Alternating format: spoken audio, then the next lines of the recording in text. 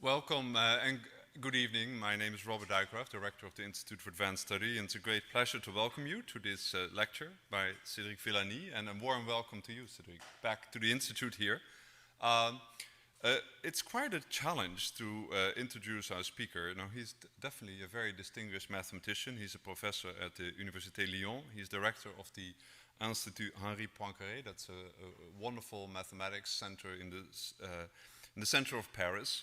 He's extremely distinguished. He got the Fields Medal. I will say a word more about that, which is one of the highest honors you can get in mathematics. But he's also a phenomenon in the sense that he's in a remarkable way to capture both, I think, the public attention of mathematics without in any way diluting, I feel, what makes mathematics so appealing to a professional mathematician. And he's actually, today is the first day of a tour he's doing around his new book, Birth of a Theorem. And actually, we're quite honored that this occasion is kind of the official, more or less the official start of it, so it's downhill from here. But it's very appropriate because it's, he describes not only beautifully his work leading up to the theorems that he proved that would be honored in such a great way about nonlinear Landau damping, but the book is also, I could almost say, kind of a love song to the Institute. In fact, I would say that Cedric, you probably have written the most, the kind of Platonic report. Members here at the Institute are asked to write a report sharing their experiences during their stay. And I think Cedric wrote kind of the Platonic version. I'll quote a few lines of it. He starts with, I arrived at the IES with 2 major research projects. And then within 6 months, both projects were completed. Writing up the paper on Landau damping was one of the most intense experiences of my professional life. For 3 months in a row, we kept unlocking seemingly intractable obstacles on a weekly basis. Our 180-page long paper solves a 50-year-old problem. Most of the second project was also done during my stay. Actually, in February, we're still striving to construct a counterexample to the theorem, which we ended up proving in June. All in all, I'm leaving parts out, about 250 pages were written, making my stay at the IES one of the most productive periods ever. To summarize, the goal of the stay even have fulfilled beyond my best expectations. I'm looking forward to my next visit, and that's now. So it's great expectations. I think you're only here a day, but expect at least a major theorem. His book really captures, and is the way he reaches out in many efforts in France and across the world, the character of mathematics. And I like the particular fact in a recent interview with The Guardian, Cedric discussed the importance of collaborations in mathematics, stating, one of the greatest misconceptions about mathematics is its solitary activity, in which you work with your pen alone in a room. But in fact, it's a very social activity. You constantly seek inspiration in discussion, encounters, and randomness and chance, and so on. And I think these is the things we really try, of course, to provide here. As I said, its extraordinary contributions to the field have led to many awards and honors, including the Fermat Prize and the Henri Poincare Prize of the International Association of Mathematical Physics. Cedric received his PhD from the École Normale Supérieure in 1998 in Paris, where he was subsequently a professor from 2000 to 2010. He also held professorships at the University of Berkeley and Georgia Tech. Today, he will explore, we see the wonderful title, the periodic arrangement of planets over extremely long periods, and why this idea has been debated for centuries by Newton, Lagrange, Kolmogorov, and Tremaine here, Scott Tremaine here at the Institute. At the end of the lecture, we'll have a Q&A period, as always, and then we have a reception in Fould Hall. Institute has partnered with the local bookstore to make copies of his new book available.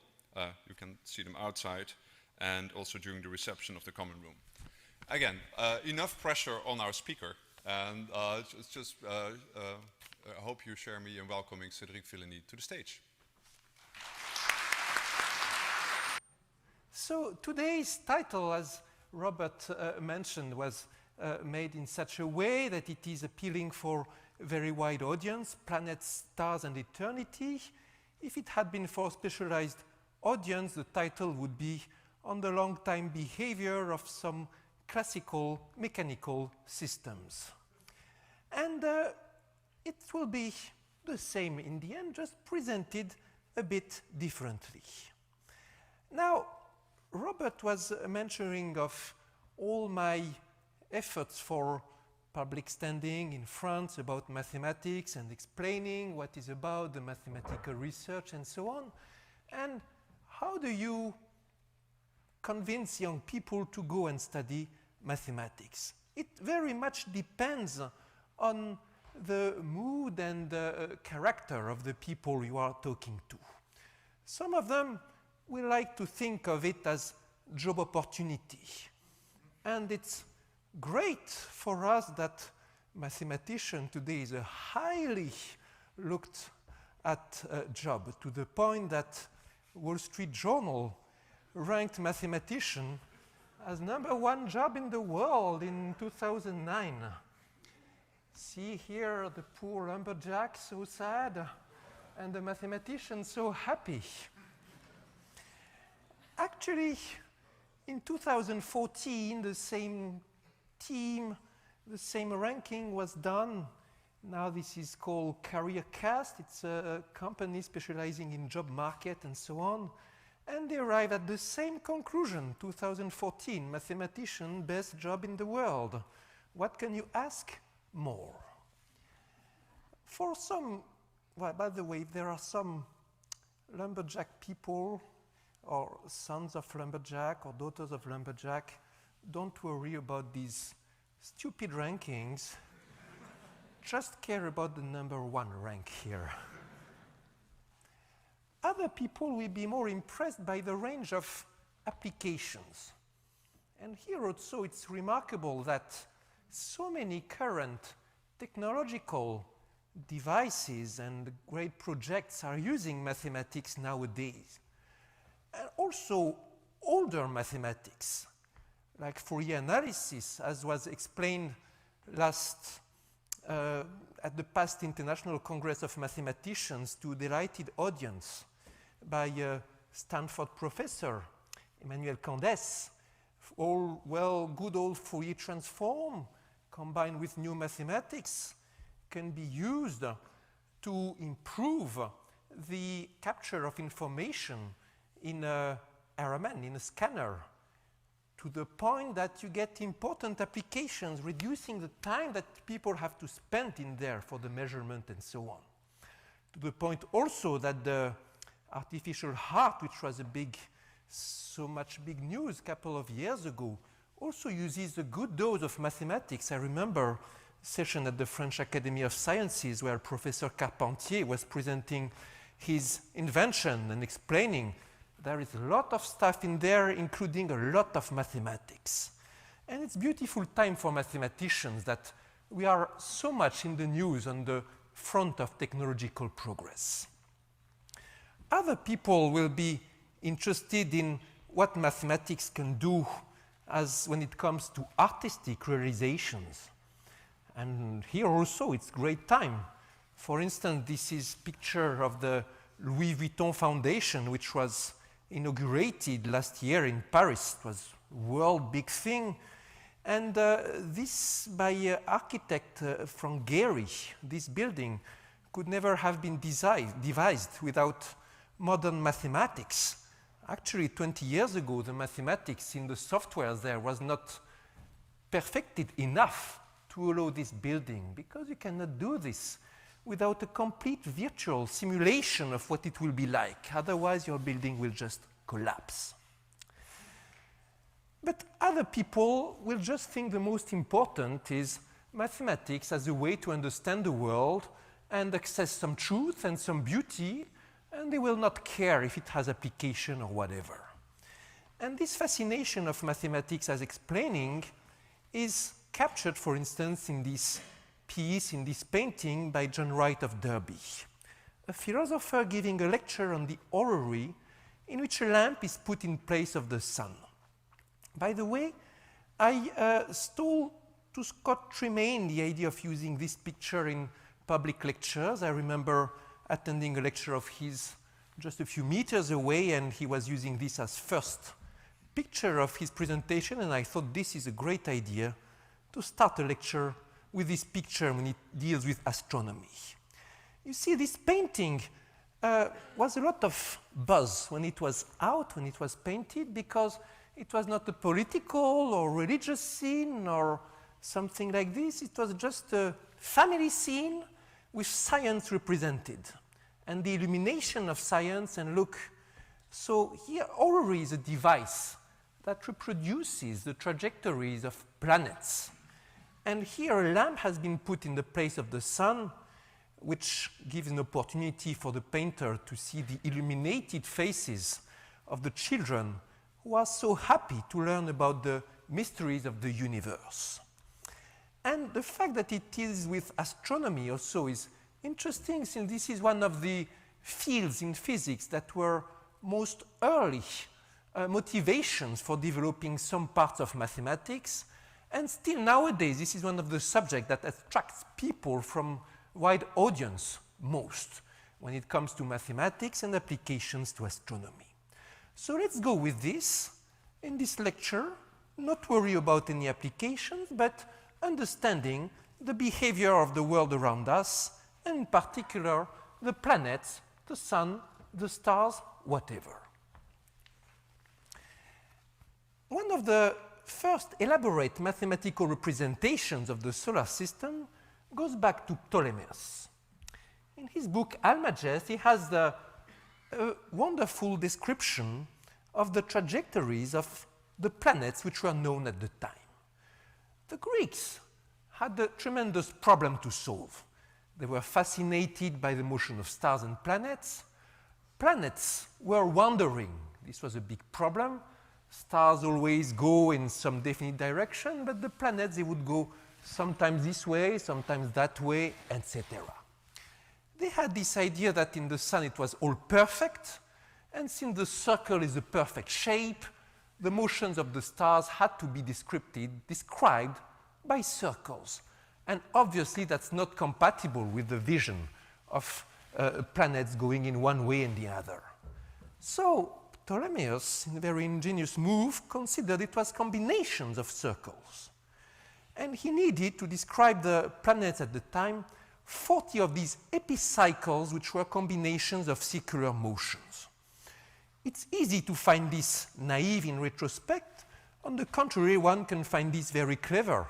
Why not see it as an ancient precursor of Fourier analysis, which, as we know, says that any periodic function can be approximated by a combination of uniform circular motions, which are, when you project them, sine and cosine functions.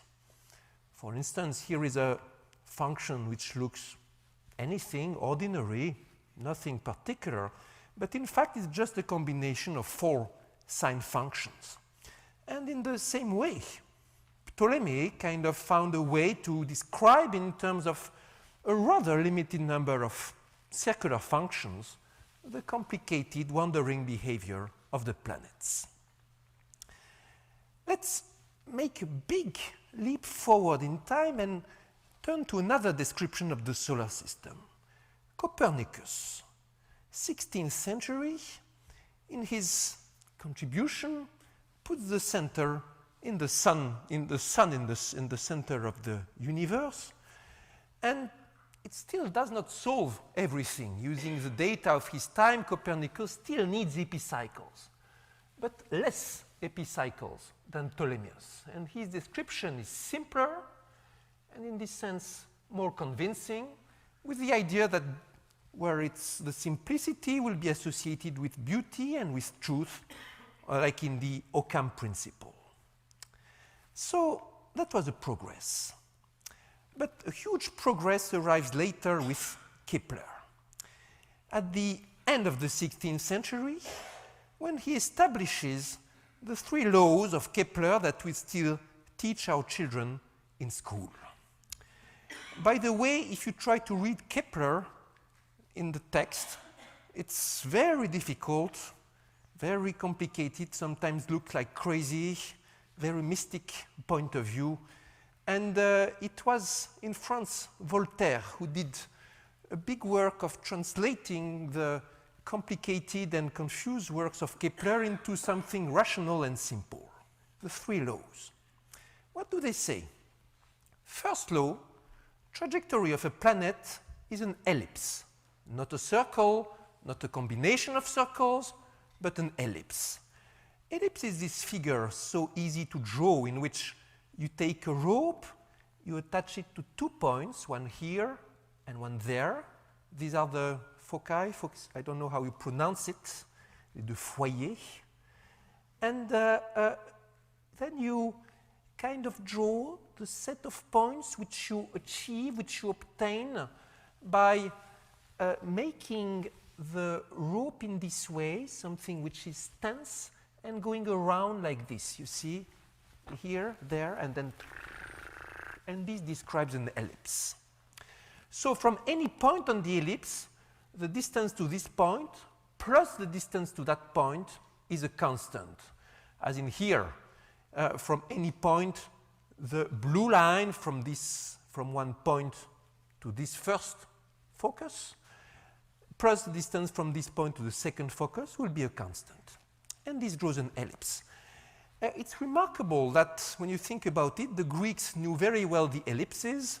They knew very well the problems of the planet's trajectory, but never occurred to them that these were the same, that one was a solution of the other, showing that mathematics, in a way, is really written in the laws of nature.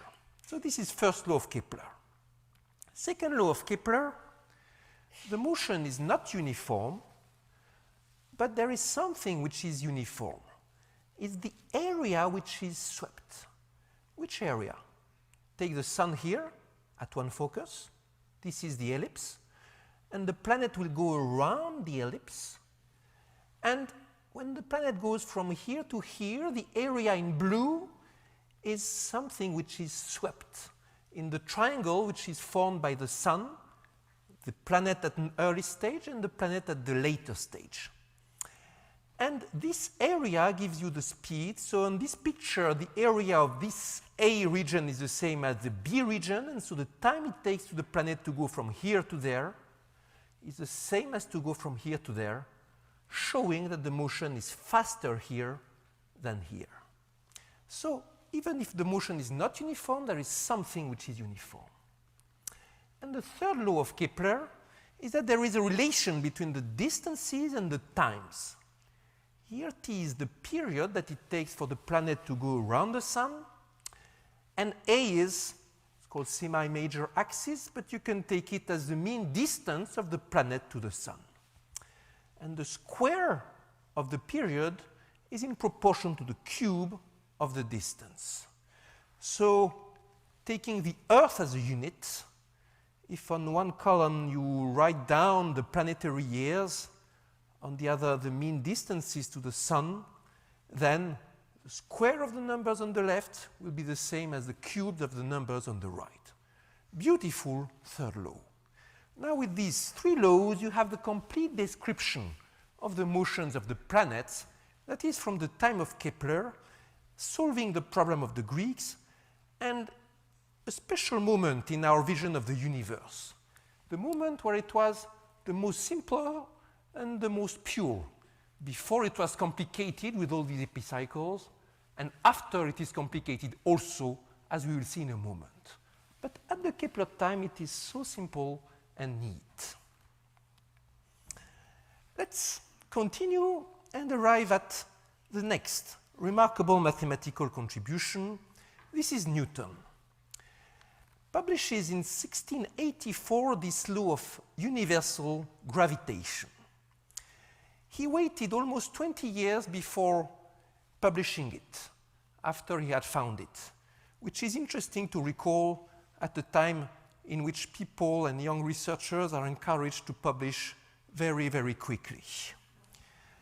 So Newton discovered this, that you can summarize all the Kepler laws into just one law, that there is a force, and that the force is like the mass times the attraction, times the acceleration, and the attraction force between two planets is proportional to the product of the masses. This is the mass of the big one, for instance, and this is the mass of the small one, divided by the square of the distance between them. And he says this is universal. It's not that it's about planets or about the sun. It's any time you have some object with a mass, another object with a mass, they will attract each other. And with this single law, he finds that the three laws of Kepler are consequence of this. By the way, if you believe that there is a certain force which has to be expressed in terms of the distance, it has to be this one. From the Kepler law, you know it. Because force is like acceleration.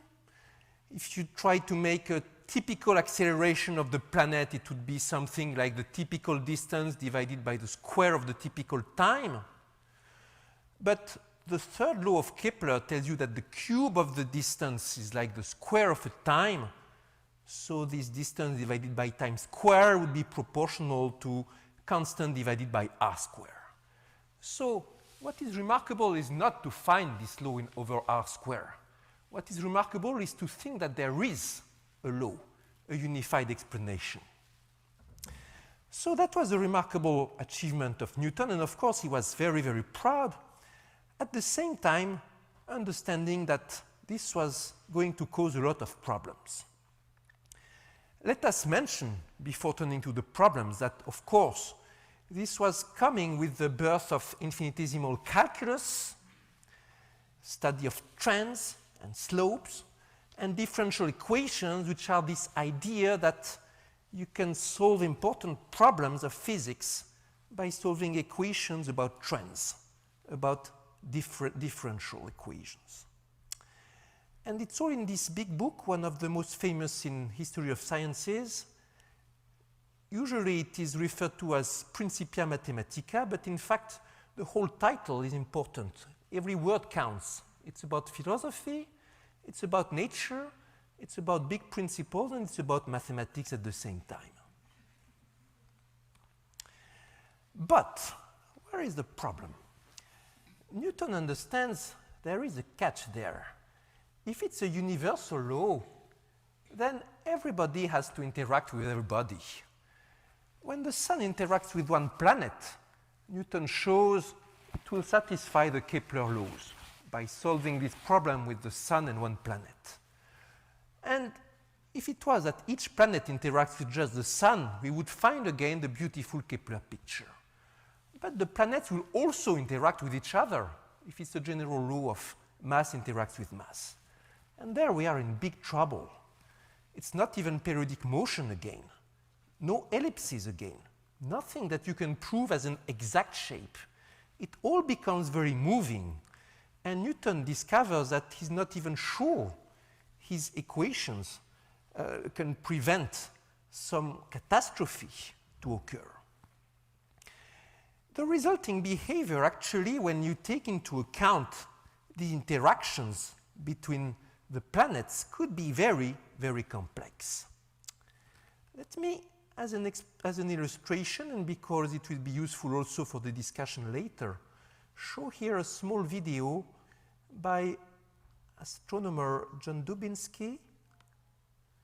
We'll see about the behavior of galaxies, so galaxies, think of it as a bunch of stars, over very large periods of times. Let's see how it works.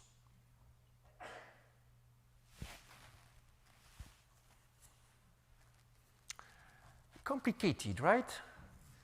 In fact, when you see this, you don't even know what you can say that would be intelligent. Like, even what is the question that I should ask if I want to study this? Which is a relevant problem. And here, there is no more physics than just gravitation, just the simple Newton law. But because there are all these interactions between many bodies, who knows what will occur? Let's see how people say this is what will occur in a couple billion years with our galaxy. It will be much slower time scale, of course. It's beautiful, right? So nothing more than the Newton law. And what can we say? Fortunately, in some sense, the solar system is not of this kind. And there is some extra information that you can use that will change everything and give you some hope to ask an intelligent question, is that the solar system is not like this bunch of stars. Solar system has one body which is very particular, and that's the sun. To appreciate how much it has importance, let's first make a digression to marvel about the range of various scales in the universe. These are the planets we're used to, Earth and Venus. Sometimes they're referred to as the twin sisters in the solar system. And when you compare to Jupiter, you feel really Jupiter is an impressive thing. You know, the whole Earth would fit in this hurricane on the surface of Jupiter. And with the planes nowadays, we have some kind of understanding of the size of the Earth. You can travel, make the half of the Earth in just one day and so on, but size of Jupiter is still not in our range of intuition. And then you discover the sun, and that's the Earth compared to the sun. It makes you feel really miserable. And then, by the way, you discover the sun is not a big star when you compare it to Arcturus. And even Arcturus is not a really big star. When you go to that scale, here this is the sun, if you see this one pixel here. And so that's one amazing thing about the universe, such diversity of scales. And by the way, one amazing thing about mathematics, it allows us to handle all these scales without any problem, just writing down equations and so on. But back to our problem with the solar system. In the solar system, it's clear from this picture that the sun is like solar system is, first approximation is just the sun. And then the rest is tiny perturbations. So whichever equation you have, you can first neglect the influence of anything that is not the sun, and then consider the influence of the sun as a small perturbation.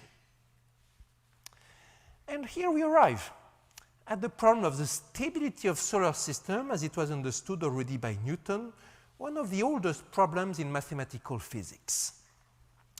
Take some masses, and the first one is the mass of the sun, much larger than all the other masses. And look for an equation for the positions of the various planets.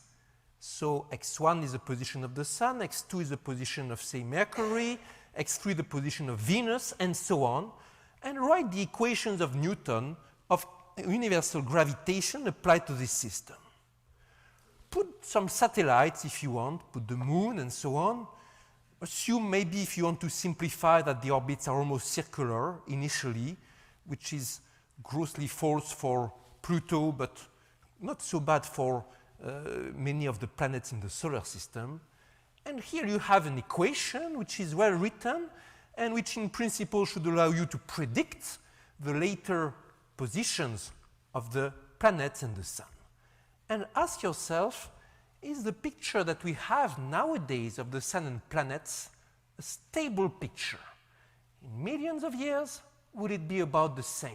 And our grand, etc. children, if human race still exists, will they still observe the planets as we see them? And that's a problem as debated since the time of Newton. Newton understood there was this problem of accumulation of errors, of course. Even if you have an equation such that the trend is to be stable except for a small perturbation, and this small perturbation, let's call it epsilon, it's a very small thing. If you wait for a large time, these small errors will accumulate and disturb the whole thing. Like if your bank account loses 1 per 1,000 every day, on the scale of the day you don't see any noticeable difference, but after 1,000 days there is a big difference on your bank account. So the typical time in which a perturbation should have effects is like the inverse of the size of the perturbation. Now, in the case of the solar system, epsilon should be like 1,000th, indeed. That's kind of the ratio between the mass of the planets and the mass of the sun. Typical time scale should be something like the year. So here it suggests that in 1,000 years, there should be dramatic change of the positions of the planets due to these small perturbations. This Newton did not believe, also because we know from ancient observation that thousands of years ago it was not so different from what it is now. And Newton concluded that it was not just the equations which were at play here, but also some maybe divine intervention helping stabilization. What Newton precisely had in mind is still subject of debate, but that was kind of the idea and the start of big debate with Leibniz. Anyway, it took about 100 years before mathematicians mastered this problem and showed that the critical time scale, due to the structure of the equation, is much larger, not 1 over epsilon, but typically 1 over epsilon square, or even more under some circumstances. And this is related to some simplification that I'll try to explain in very simple words. Imagine first that this is the Sun, this is the Earth, this is Jupiter. Scales are grossly wrong, but never mind. And of course, it takes a larger time for Jupiter to go around the Sun. Imagine if the Earth was doing this motion very quickly around the Sun, and Jupiter is almost still. Then the influence of Jupiter on the distance to the Sun is what? When the Earth is here, it will be attracted by Jupiter, so getting a little bit further away from the Sun. But when it is on the other side, it will be the contrary, get a little bit closer to the Sun. So maybe it will compensate over a period. Now, in fact, that is true even if there is not much difference, not so much difference between the time scale of the year of the Earth and the year of Jupiter. It's true if there is no resonance, that is, no particular pattern between the trajectory of Jupiter and the trajectory of the Earth, and that, for instance, when the Earth is in this position, sometimes Jupiter will be here, sometimes it will be at another place, etc. No correlation between these respective positions. And then sometimes Jupiter will drive the Earth away from the Sun, sometimes it will drive it closer to the Sun, and on the average, it should compensate. It took quite a lot of mathematical effort to the French astronomers of the late 18th century to show this picture. Lagrange and Laplace in particular arrived at this. And they showed that after a time scale like 1 over epsilon, you have almost no influence. It was the birth of perturbative methods, which is a way to investigate mathematical problems in which there is a small parameter involved translating that there is some perturbation. And they predicted this long time stability, invariance of the typical distance between the planets and the Sun over time scales of the order of 1 million years. This was remarkable for that time. All the more remarkable by the way that observations over long times were suggesting kind of the contrary. You know, there was, if you look at the distance between Jupiter and the Sun, it seemed to be always, I guess it's slowly decreasing. Scott Tremaine here will correct me if I'm getting it in the wrong way. And the distance between Saturn and the Sun was slowly increasing, and it was so for hundreds of years.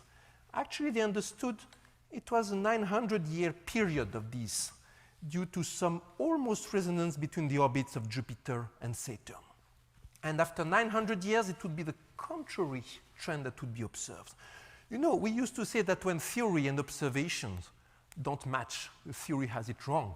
Here it was the contrary, the theory was right, contrary to the observations in a way. And anyway, Lagrange and Laplace also confirmed the Newton law and defined the Laplacian determinism, this idea that you can predict the future if you have the right equations and the right initial configuration. So many developments from just one simple, so it seemed, problem. And that was not the end of it by a long shot. Let's now move to the 19th century, when Poincare studies the restricted three-body problem. So Poincare says, okay, maybe it's stable over 1 million years, but what about billion years? What about infinite time? Can we prove that it's stable? And he understands it's so difficult to study it on the solar system, so studies it on a reduced system, assuming there is a sun maybe that's Jupiter, and let's assume for a start that the Earth has a mass which is completely neglectable in front of the masses of Jupiter and the Sun. As a first step, he believes he can prove the stability for this system, and that typically it will be stable for all times, and the typical situation for very large negative times, for very large positive time will be the same when the mass is small. This is related to a dramatic episode in the story of sciences. When Poincare was answering a mathematical competition hosted by King Oscar of Sweden, and with this stability result, obtains the prize, big money, world fame, recognition outside the sphere of mathematics, all the newspapers in France talking of the genius of Poincare and so on.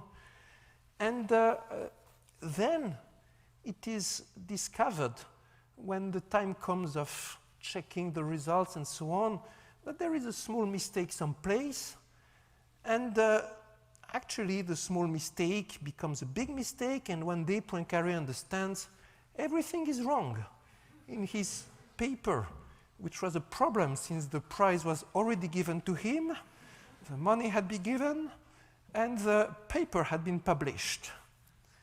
And it was also remarkable when Mittag-Leffler managed to get back all the copies of the paper, writing, you know, there is a small problem, small typo, send back to me, I will send you a new copy, and so on. Destroyed them all, except for a few of them, which are still in Mittag-Leffler Institute nowadays. And by the way, Poincare paid for the expenses, and this cost more than the money he had obtained with the prize. And Poincare was able to repair everything. With just one change, this conclusion was now the opposite of what he thought. And so Poincare arrived at this conclusion that the solar system has to be unstable, because he finds this possibility, this very interesting possibility that a small change will produce huge changes at later periods. And it was a phenomenon. So phenomenon was known as homoclinic intersection. To simplify things grossly, let's assume this red curve stands for the positions of the system very far in the past. And this blue curve is like positions of the system very far in the future. And whenever the two curves cross, it is a stability point. And Poincare believed that the two curves were the same, so everything was stable. And he discovers that it's impossible to predict where the two curves will cross. It's so complicated. It looks like this. And he says, try to represent the picture formed by these two curves and their intersections in infinite number, each of which corresponds to a stable solution. These intersections are like a kind of mesh of tissue, of network, with mesh that are infinitely small. Each of these curves can never intersect itself, but has to fold itself in a complex way so that it intersects infinitely many times every mesh in the network. I don't even try to draw this picture. So complicated, so impossible to predict in practice when there is stability and room for a lot of instability. And this was the beginning of the theory of chaos, which would developed later and makes its way after the works of Birkhoff, Lorentz, and so on, showing that in many systems there is something similar to what Poincare had predicted. It's impossible to predict the long-time behavior, long-time position of a system, and small change, very, very small change in the conditions may end up in huge differences much later. As Poincare tells us, maybe a small, very small change in the positions of the planets, so small that we can't detect it, will end up with a huge difference in the large time behavior of the solar system. This was the picture up to the middle of the 20th century. And then was a new thunderstrike. 1954, Kolmogorov states a theorem which had tremendous influence. The beginning of the so-called Kolmogorov-Arnold-Moser theory. And it says, roughly speaking, take a system which you can completely solve, completely integrate, and perturb it. For instance, take the solar system as Kepler understood it and perturb it with the Newton law of interaction. And then choose an initial configuration, see, of the planets, randomly. Then with high probability you will stay on a stable trajectory.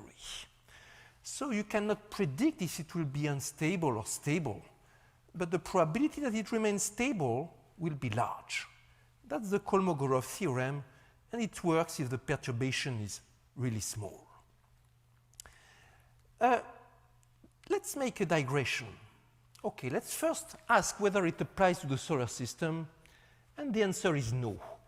And in fact, the Kolmogorov theorem almost never applies to any physical system because the perturbations which you need is so small that in practice it will be unrealistic.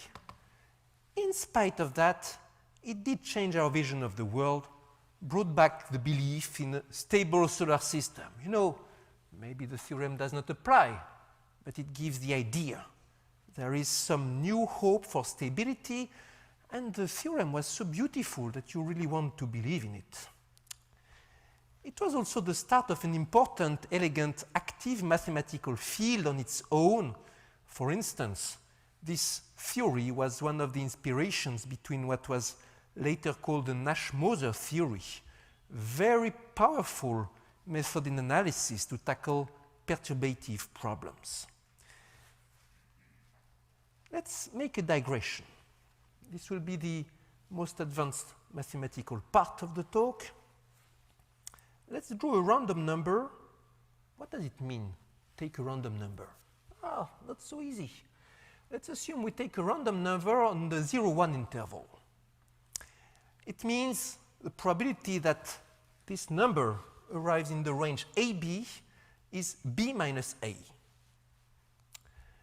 With this definition, the probability that your number is rational, that is, it's a fraction, is 0.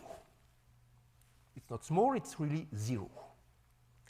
Still, rational numbers are so many, and we know they are dense, meaning with rational numbers you can approximate any number. For instance, pi is close to the fraction 22/7, or close to this big fraction, or whatever fraction. So these rational numbers, there are so many, and still there are so few, since the probability to get one is 0.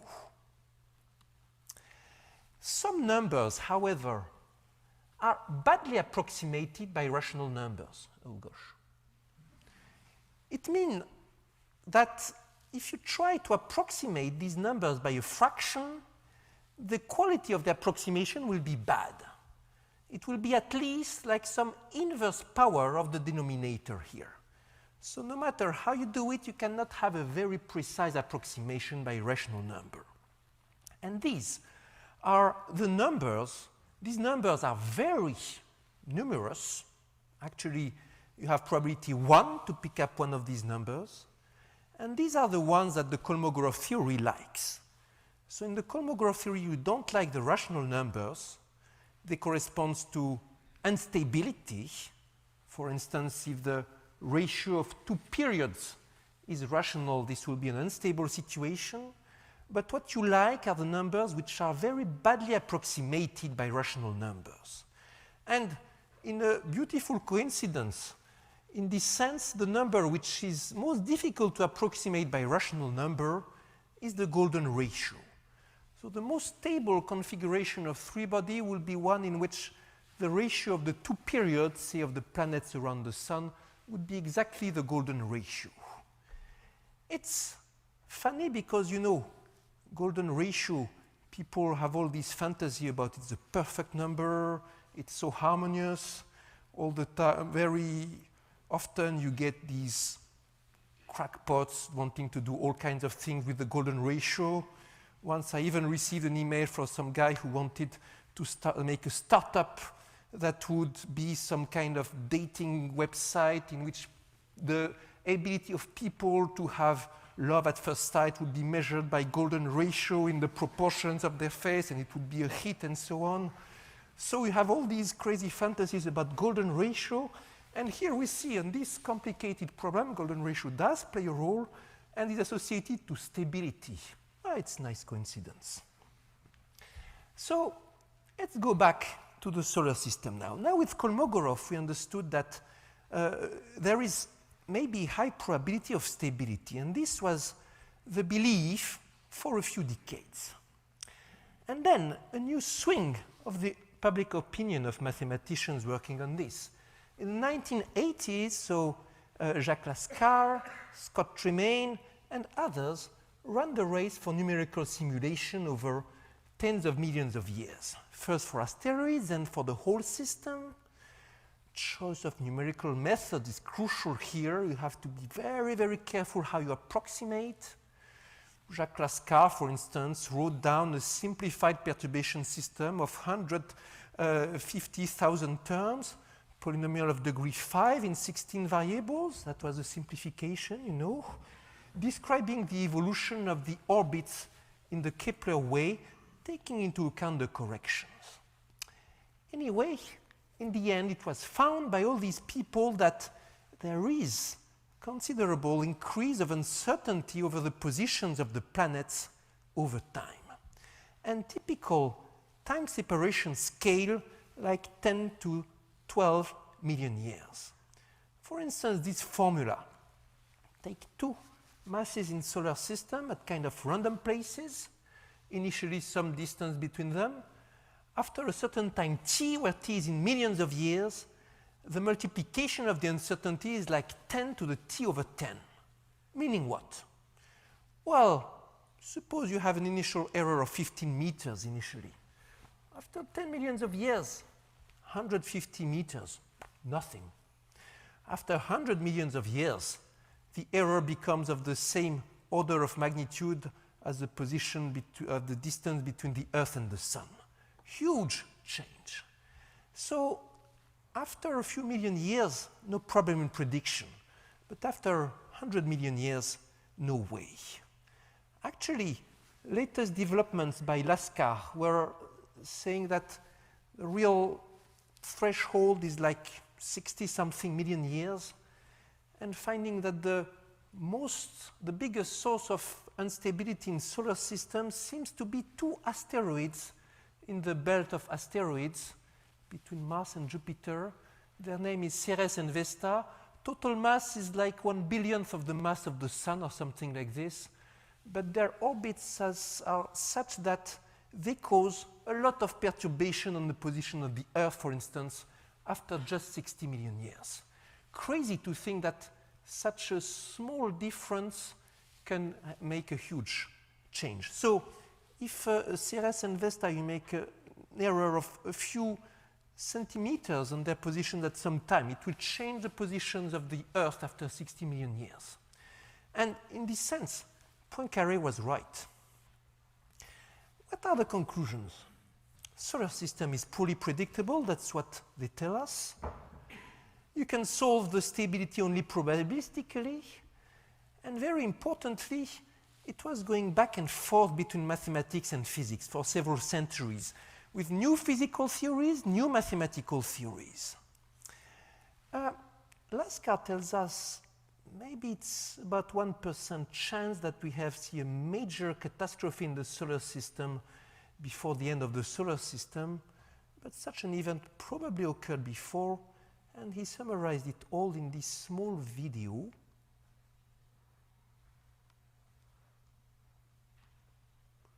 Due to planetary perturbations, the orbits precess and are deformed. You see here, these are the orbits of the planets, or Sun. Okay, so Mercury, Venus, the Earth, Mars, and so on. Time here is in thousands of years. See, the orbits are close to coplanar, to be in the same plane, but not exactly. Nothing particular happens in the first hundreds of millions of years, but this is not good, you see. After several billions of years, there is a small chance that chaotic diffusion destabilizes the orbits of the small planets, Mercury, Mars, Venus, and the Earth. Collisions become possible, yes. Oh, this is not good at all. So Mars may collide the Earth, and even Venus and the Earth, the twin sisters, may annihilate each other.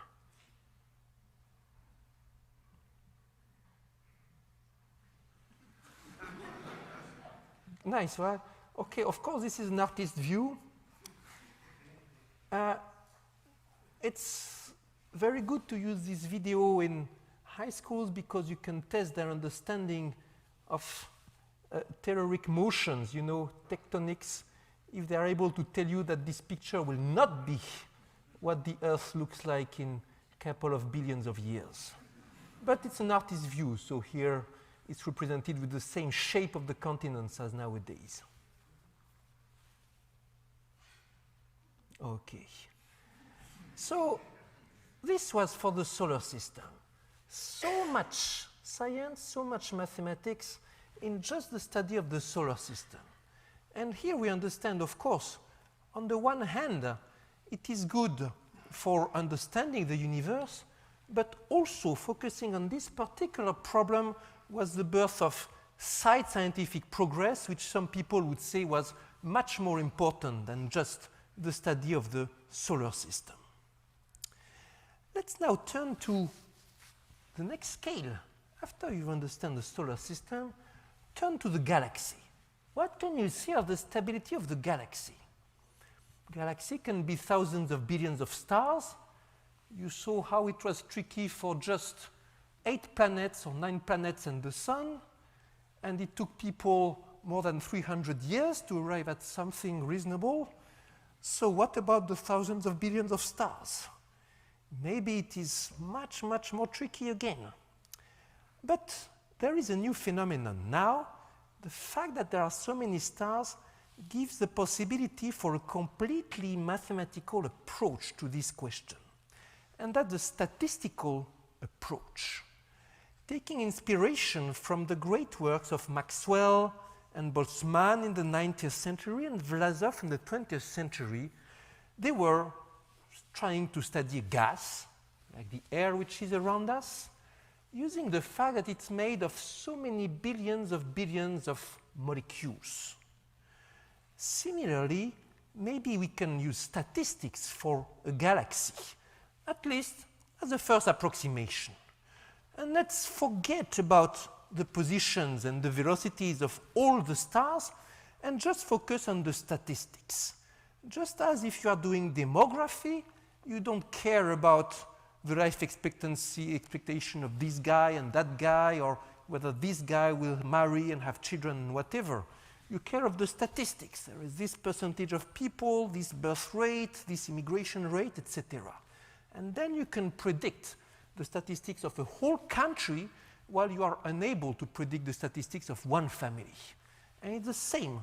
It is very difficult to predict the long-term behavior of 10 stars maybe, but with 1,000 billion stars it may be easier because you have statistics. So let's apply to the stars the formalism which was developed for the gas. and have this kind of curve, which is like demographic curve, but telling about the statistics of the velocities and positions of the stars in your galaxy. Can you say something intelligent? You need some equation. There was Newton equations to study for the solar system. So now you need a statistical version of the Newton equations.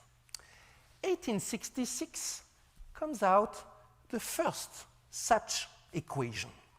Actually first written down by Maxwell, then developed by Boltzmann. Still mysterious today, but very much useful for engineers, for physicists, for mathematicians. I did my PhD on this equation and worked on this for many years. And this is a Boltzmann equation written in a special case, like you imagine a billiard game with many, many particles bumping into each other like the molecules of the gas around us, like the molecules in the air. Boltzmann studies this equation, and that's the equation which allows you to predict the evolution of the statistics. How many fast particles will be there, how many slow particles, and so on. And Boltzmann understands that a certain key quantity that you can construct from the statistics will give you a lot of information about the long-time behavior of this system. Here's my paying tribute to Boltzmann's grave in Vienna. This was in 2006. And on the grave of Boltzmann is written this famous formula about the so-called entropy. S is K log W, meaning when you have a system, a macroscopic system that you're observing with some uncertainty, you know some things about the system, there are some unknowns, you do the list of every possible state of the system, all the uncertainty. You take the logarithm, which is like the number of digits, and this will give you a number expressing the disorder that there is, the chaos that there is in this system in some sense. S equals K log W. And this looks like an abstract formula, because how do you compute this number? But Boltzmann gave the formula to compute this number in terms of the statistics of the gas. And with this at hand, a formula to compute the disorder of the gas and the evolution of the gas, you can start doing predictions. By the way, and for the record, how was this picture taken? So I was in this conference 2006. It was the 100 years of the death of Boltzmann. I was there as specialist of the Boltzmann equation. I knew that the grave was there with the famous formula S is K log W, so I went there, arrived there in the evening and said, gosh, what will I do? It's a huge cemetery, the central cemetery of Vienna. There is no indication. So I want to ask my way. There was this family sitting on a bench. I asked them, do you know where I can find a map of the cemetery? No map. Who are you looking for? And I say proudly, you know, Boltzmann. For me, was almost part of the family after so many years working on this equation. Boltzmann, I thought maybe he heard of this guy. And the father looked at me in the eyes and said, with shiny look, aha, S is K log W. See the great destiny of the formula, becoming some kind of password in the cemetery for people in some kind of cult. Anyway, what does Boltzmann do with the formula? Boltzmann shows that entropy, this disorder, will systematically increase, and he computes the rate of increase, and this shows that the gas becomes more and more disordered, to be as disordered as can possibly be in the long run. And what is as can possibly be? What is the maximal disorder that is possible? It's an exercise in mathematics. You compute, and you find that the solution is that the velocities should be around a curve which is like the Gauss curve, this bell curve which is very familiar to people in statistics, a universal law. And then you see how much stability there is in the Boltzmann equation because of the statistics. With a few bodies, it's associated with instability, unknown, but when it's statistics, it's very stable, and we know in the long run it will be Gaussian. As the air in this room, if we could measure the velocities of the molecules around this, we would see a beautiful Gauss curve. Then seeing this picture, you would say, now I get it. For the problem of stability of the galaxy, it's easier than the problem of the solar system. Sometimes there will be some interactions, complicated between the stars, but in the long run, it will tend to a Gaussian curve in the velocity variable. You can show also it should become kind of uniformly spread around the galaxy, maybe. And this certainly was the view for some time. Thanks to the statistics, galaxies are stable, thanks to statistics and entropy. And it was all changed when Lyndon Bell in the 60s pointed out maybe galaxies are stable. They often appear to be in some kind of equilibrium. But it's not due to Boltzmann, it's not due to disorder, it's not due to entropy increase. Entropy increase is too slow to explain this, and if you would wait for this Gaussian behavior to take off, you would have to wait thousands of billions of years. So it has to be from another physical phenomenon. And Lyndon Bell comes up with this concept of violent relaxation, beautiful oxymoron, that there is a stability due to violent phenomena that is not due to entropy and occurring on a time scale which is so small, so short, that the disorder does not increase. Nobody really knows what is violent relaxation. But it's this idea that you can have equilibration without entropy increase, and for realistic systems, it's still a big challenge for mathematicians to explain. To convince people, Lyndon Bell argues using an analogy with a phenomenon which had been uncovered more than 15 years ago by Lev Landau about plasma physics.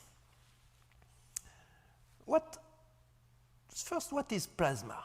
Plasma is a state of matter in which electrons have been separated from the nuclei. In the universe, it's a very frequent state of matter, but around us, it's very rare. And it was discovered much later after, of course, liquid, solid, and gas.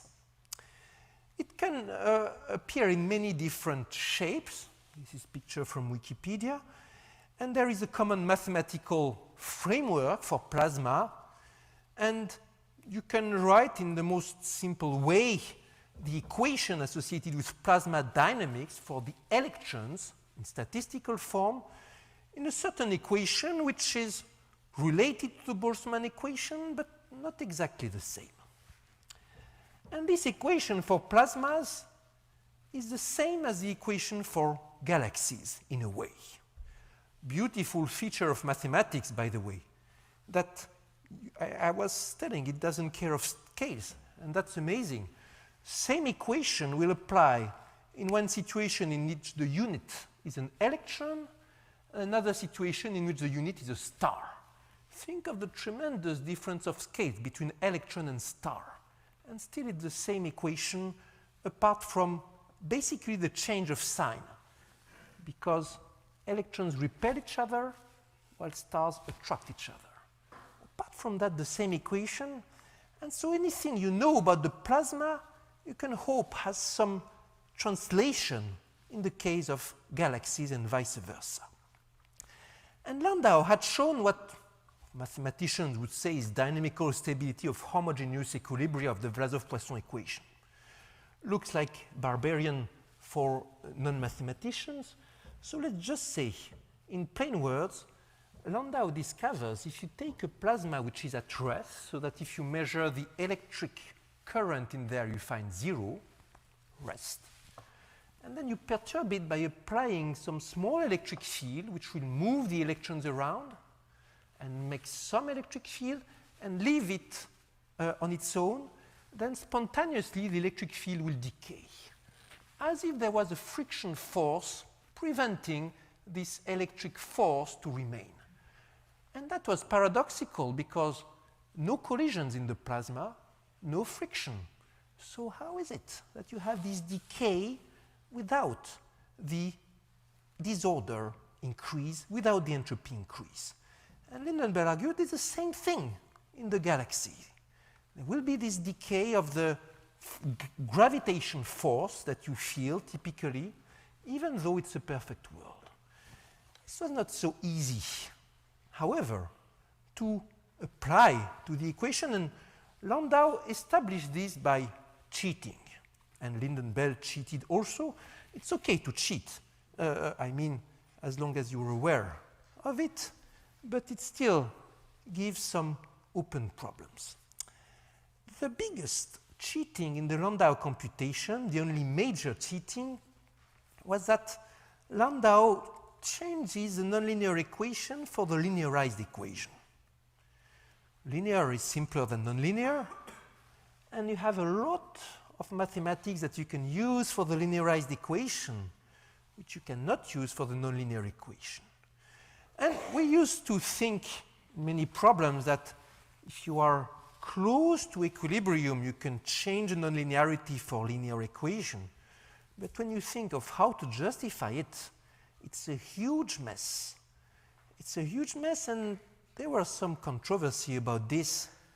Actually, if you read in the physical literature, mathematical literature, as early as 1960, you see people arguing that you should not be allowed to linearize this equation, that you will obtain results which are physically wrong, and so on. And controversy goes around. I will not say that it's a heated controversy, but you find arguments on one side and the other. In some sense, we solved this problem together with Clément Mouhot in 2009, and most of this was done when I was here visiting the institute. Clément Mouhot was in Paris, and we were working over the internet like crazy.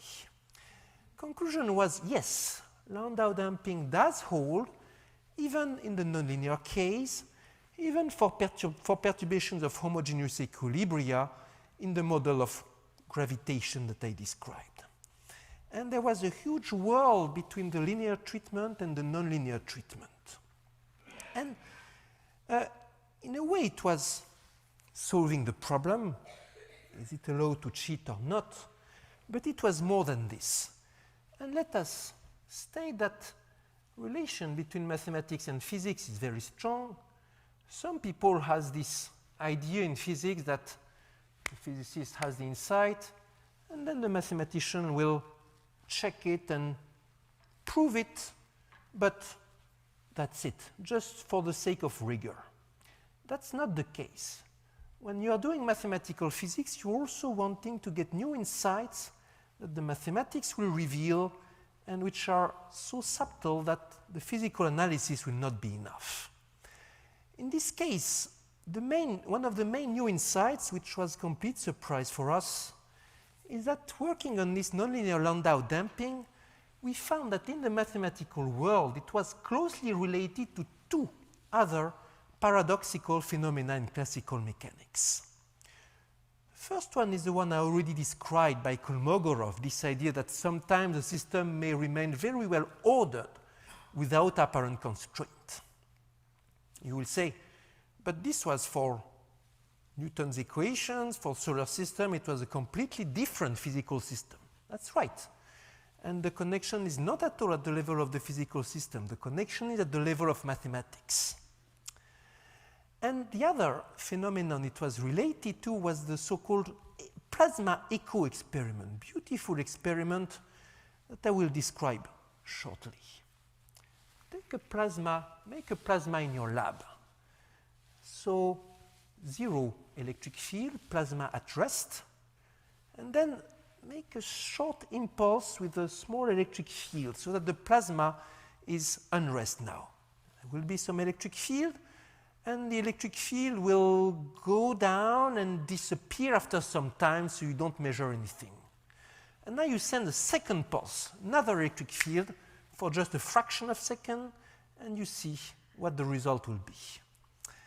And it has to be some electric field with a certain typical spatial frequency, not the same. And then you wait and do nothing. And while the plasma was at rest, it will spontaneously become at unrest again, and you will see some response of the plasma. So you send one pulse, then you send another pulse, and the plasma reacts back after the second pulse. Just once, after the electric field disappears again. This looks weird. It's known as the echo, because it's like an echo of the system. Shows you that plasma is a tricky system. Shows you also that there is some delay in the reaction of the plasma. And what we understood is that this delay is key to the stability. Without this, was no way the nonlinear stability would have worked. So this is new insight and was not at all there, either in Lynden-Bell or in Landau. So in a few minutes, I explained to you the theorem and the insight, but it took hard work, months and months. Robert was mentioning about this stay here and how it was. It was like crazy, thinking one thing, then being mistaken, mistake again. We mathematicians spend our life doing mistakes, no? And correcting them. And fighting against the equations, of course. The paper is more than 100 pages of computations like this. And computations is not the hardest part. The hardest part is to get the reasoning right.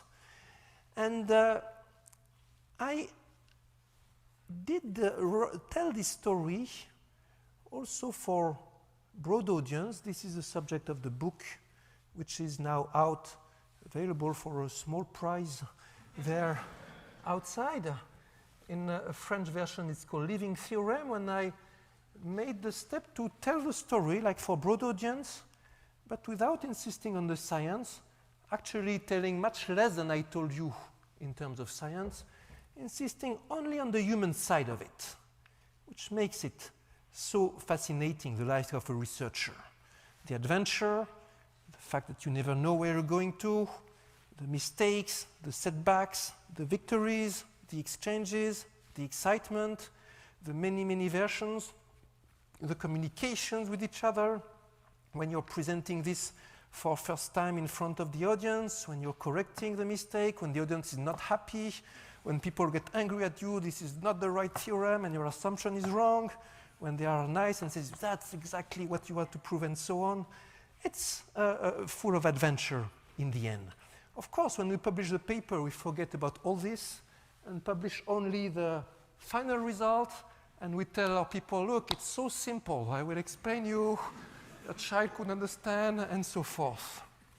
So I was telling all this story. I also take the daring step of showing how we speak to each other, showing the technical things, like developing, explaining, yeah, I worked on this synthetical notion of bounded below Ricci curvature in measured metric spaces which are complete and locally compact. Looks like barbarian, but you can also think it's like poetry. Many people love this.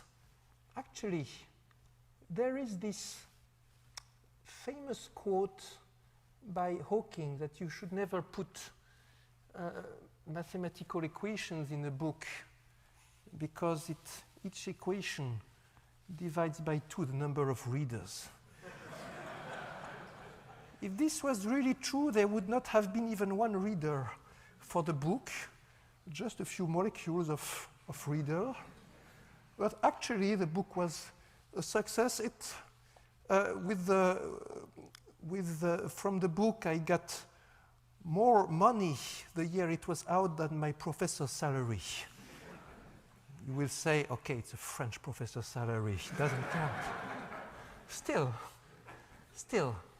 So back to the conclusions, back to the mathematical conclusion. This was digression about, of course, the adventure that there is in mathematical research. Here we had a long mathematical proof introducing new ideas, new points of view, ending up 50 years of theoretical controversy.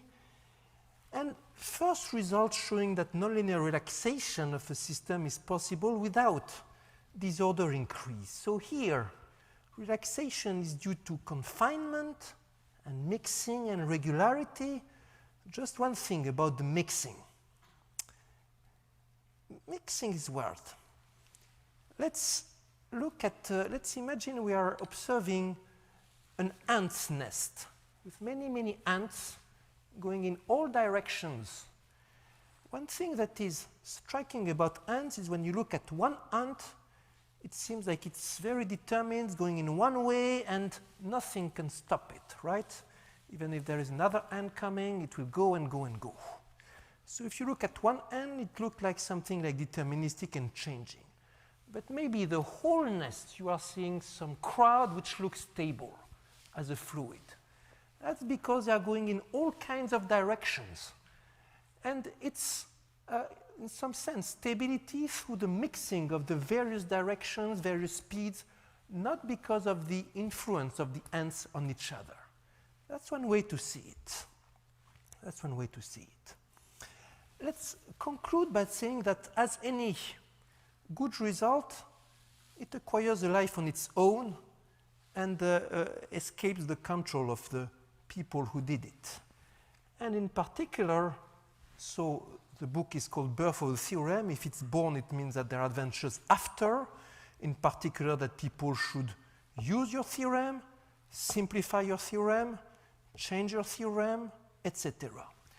The most striking development after the theorem was published was beautiful contribution by Bedrosian and Masmoudi. This was not far in Courant Institute, showing the stability of the so-called Couette flow in fluid mechanics.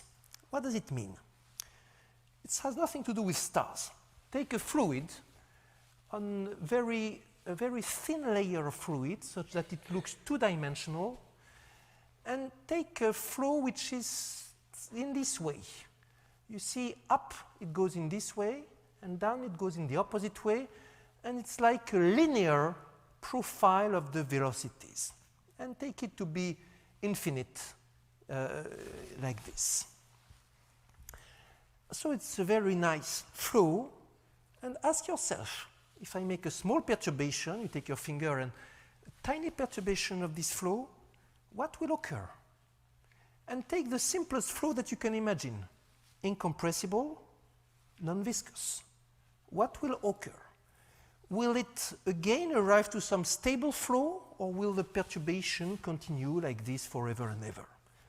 Has been a debate for more than 100 years, with big physicists like Kelvin and others thinking about it. And they understood it was very tricky. And it was solved only a couple of years ago by Bedrosian and Masmoudi, using the techniques that Clément and I developed to tackle the nonlinear Landau damping, adding also other techniques on their own, very clever, and settling the problem. Yes, it will be stable under the right conditions. And this is important also in this picture to insist again, to make people interested in going into research.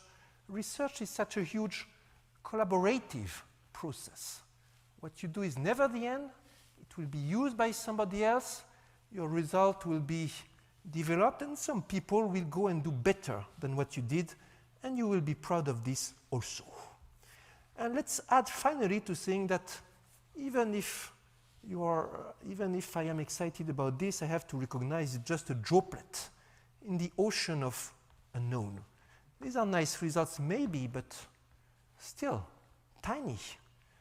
What happens in a flow that is turbulent? Nobody knows. And remember the small movie I showed about the galaxy going around. What do we know about this? Nothing. We only solve the problem when it's a small perturbation of homogeneous, so almost homogeneous and tiny perturbation. It was already so difficult. But the real difficult problems are still out there, and in this field, as in many others, we can see knowledge as a whole ocean of unknown and a few islands of knowledge, which makes these islands even more precious. Thank you for your attention.